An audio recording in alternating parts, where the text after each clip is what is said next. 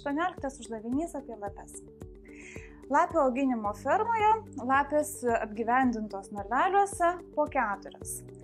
Tarkime, kad narvelių kiekis yra x, vadinasi, iš viso lapių turėsime 4x. Jeigu sugalvotumėm lapes išskirstyti kitaip į narvelius, po 6, tai tų narvelių mums prireiktų 4x iš 6, tai yra visą lapių kiekį, daliname iš 6. Ir iš uždavinio sąlygos matome, kad 50 narvelių liktų laisvų. Tai palyginus su pirmuoju kiekiu, su x, mums tiesiog atliktų 50 narvų.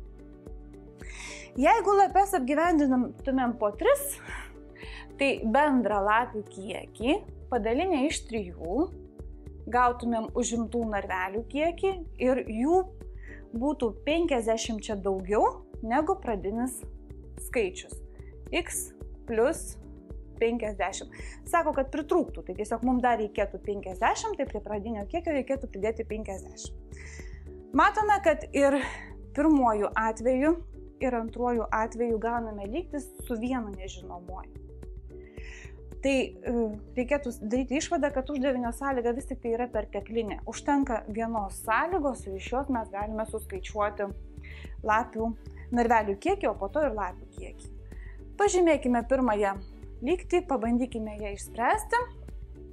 Abi pusės padauginkime iš 6. 4x lygų 6x minus 300. Su x į vieną pusę. Be x į kitą pusę.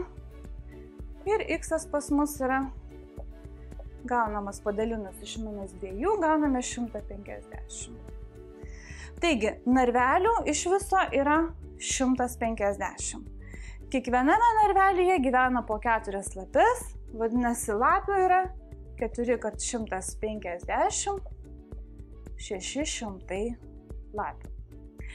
Na, šiaip galima būtų išspręsti ir antrąją lygtį, o galgi ji duoda kažkokį tai kitokį atsakymą. Lygiai taip pat padauginę iš 3, susikilnoja atitinkamai x į vieną pusę bei x į kitą pusę, mes vėlgi atsakymą x gautumėm tuos pačius 150 ir lapių kiekis vis tiek būtų 600.